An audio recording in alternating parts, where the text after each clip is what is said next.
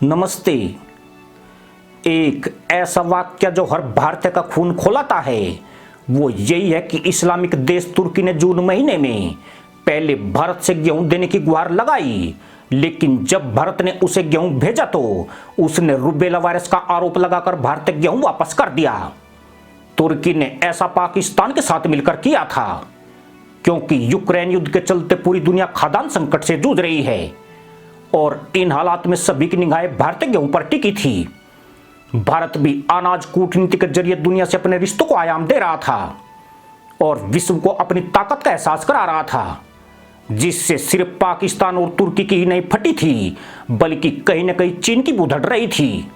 ये वाक्य फिर से इसलिए याद हो आया है क्योंकि खेल एक बार फिर पलट गया है और इस दफा इस खेल में उसी तुर्की और पाकिस्तान के बाजे बजने वाले हैं जिन्होंने भारतीय अनाज को बदनाम करके उसके बाजार को खत्म करने का षड्यंत्र रचा था। अनाज बाजार में भारत का कद तो कम नहीं हुआ, लेकिन जो देश अपनी जनता का पेट भरने के लिए रूस और यूक्रेन में अपने विकल्प तलाश रहे थे, उनके सारे मंसूबे बुरी तरह ध्वस्त हो गए हैं। रूस ने संयुक्त राष्ट्र और तुर्की की मध्यस्थता में हुए अनाज निर्यात समझौते को तत्काल प्रभाव से निलंबित कर दिया है। यानी अब न रूस अपना गेहूं किसी को बेचेगा और न ही यूक्रेन का गेहूं बाहर निकलने दिया जाएगा।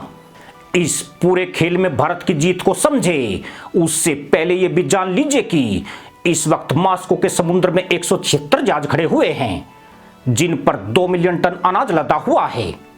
यह इतना अनाज है जिससे 7 मिलियन लोगों को भोजन मिल सकता है। खास बात यह कि इन्हें रूस ने रोका हुआ है और अब इस यूक्रेनी अनाज को आगे भेजने से इनकार कर दिया है। इसमें मजे की बात यह है कि इसमें आधे से ज्यादा अनाज उसी धूर्त मुल्ला देश तुर्की का है जिसने 4 महीने पहले भारत का गेहूं लौटाया था। इसके अलावा मिस्र और अन्य इस्लामिक देशों का गेहूं भी शामिल है। तुर्की राष्ट्रपति रेसेप तैयब एर्दोगन उन मुल्लाओं में शामिल है जो तहमंद कहीं भी फटते हो, लेकिन ये अपनी जालीदार टोपी के छेद से रुमाल निकालकर जरूर दिखाते हैं। यह एक ऐसा दोगला मुसलमान है जो यूक्रेन को भी सैन्य सहायता दे रहा है और रूस की पीठ पर भी मरहम लगा रहा है। इसमें अचंबा इसलिए नहीं है कि इन जाहिलों की प्रवृत्ति ही दोगली होती है। एर्दोगन ने ही रूस को अनाज निर्यात के लिए बनाया था और यूक्रेनी अनाज को रास्ता मुहैया कराने का समझौता कराया था। इसमें किसी को लाभ हो या ना हो, लेकिन तुर्की को जरूर फायदा होना था। तुर्की की हालत गधा मारो कुत्ता खाओ वाली बनी हुई है और दुनिया में सबसे ज्यादा महंगाई आजकल इसी इस्लामिक देश में है। जानकर हैरानी होगी कि दुनिया की 10 शीर्ष अर्थव्यवस्थाओं में तुर्की में महंगाई 83.4% पर पहुंच गई है। इसमें कोई ज्यादा सोचने वाली बात नहीं है कि रूस द्वारा यूक्रेनी जहाजों को रास्ता देने से उसका गेहूं कई देशों में पहुंचना शुरू हो गया था, जिसका सीधा असर भारतीय गेहूं बाजार पर पड़ना लाजमी था। पश्चिमी देशों यूरोप ने एक षड्यंत्र के तहत गेहूं पर अपना वर्चस्व बनाने की कोशिश की है और यह प्रदर्शित किया है कि एशिया के मुकाबले उनका अनाज श्रेष्ठ और उच्च गुणवत्ता वाला है। लेकिन यूक्रेन युद्ध के बाद इनकी बुरी तरह फटी हुई है और जिस भारतीय गेहूं पर यह नकारात्मक प्रतिक्रिया देते थे, आज वह इनके लिए सोना बन गया है। खास बात यह कि रूस के समझौते पर कायम होने से पड़ोसी देश पाकिस्तान भी हवा में उड़ रहा था और उसने भी रूस से 5 लाख टन गेहूं खरीदने का विचार बनाना शुरू कर दिया था। इस डील को अमली जामा पहनाने के लिए टोपी बाज एर्दोगन की मदद ली जा रही थी, लेकिन अब इन इस्लामिक देशों की चालें हवाबाजी हो गई है। रूस पर अंतर्राष्ट्रीय प्रतिबंधों के चलते हर किसी के लिए रूस से व्यापार करना आसान नहीं है, जबकि यूक्रेन का गेहूं फिर से सड़ना शुरू हो जाएगा।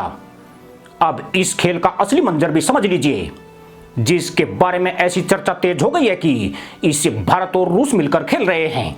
इस वक्त दुनिया में अमेरिका, चीन, रूस, यूक्रेन और भारत के पास इतना गेहूं है जो बाकी दुनिया का पेट भर सकता है। चीन गेहूं का निर्यात नहीं करता है और वह अपनी बड़ी आबादी के लिए गेहूं भंडारण करके रखता है, जबकि अमेरिका भी गेहूं निर्यात नहीं कर रहा है।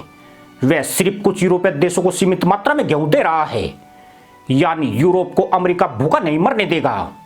लेकिन सबसे बड़ा संकट इस्लामिक देशों पर आया हुआ है जो अनाज और चावल के लिए दूसरे देशों पर निर्भर रहे हैं। इसमें मजे की बात यह है कि यूरोप का हिस्सा होने के बाद भी तुर्की को अमेरिका गेहूं निर्यात नहीं करता है अब गेहूं की यह बाजी भारत और रूस के हाथ में आ गई है। रूस द्वारा समझौते को खत्म करने से गेहूं के दाम और ज्यादा बढ़ने के आसार हैं। कहा जा रहा है कि भारत जो गेहूं निर्यात रोक चुका है और जिसके पास अभी भी 8 महीने का गेहूं स्टॉक है, रूस और भारत इसके जरिए यूक्रेन के सहयोगी देशों को घुटनों पर ला सकते हैं। इसका मतलब यह हुआ कि अब रूस इस युद्ध में भोजन को हथियार बना रहा है और वह भारत से उम्मीद कर रहा है कि वह गेहूं निर्यात प्रतिबंध को बदस्तूर बनाए रखे। यानी इससे जहां वैश्विक खाद्य कीमतें आसमान पर जाएगी, वही मानवीय संकट भी गंभीर होता जाएगा, खासकर तुर्की जैसे उन इस्लामिक देशों में जो इस्लाम के नाम पर एक दूसरे की पीठ पर खुजाते हैं। दरअसल रूस उस दिशा में आगे बढ़ रहा है जिसके बाद अफ्रीका, मध्य पूर्व और दक्षिण एशिया में कृत्रिम अकाल पैदा किया जा सकता है। इसका सीधा असर अमेरिका समेत पश्चिमी देशों पर ही पड़ेगा, क्योंकि इन देशों में ज्यादातर उन्हीं के मित्र देश हैं, साथ ही उनका यहां पर भारी निवेश है।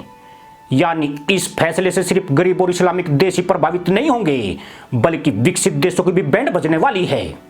इसमें भारत को सबसे बड़ा लाभ यही मिलेगा कि जब गेहूं के दाम उच्च स्तर पर पहुंचेंगे, वक्त आने पर वह अपना पुराना गेहूं अच्छे मुनाफे पर बेच सकता है। अगले 3 महीने बाद भारत में गेहूं की नई फसल आने वाली है। यानी तुर्की ने जो चाल खेली थी उससे भारत का तो कुछ नहीं बिगड़ा है, उल्टा अब उसी के तहमंद चिलमन पर लटक गए हैं। इसी के साथ अनुमति दोस्तों, जय जवान, जय किसान, जय हिंद, वंदे मातरम।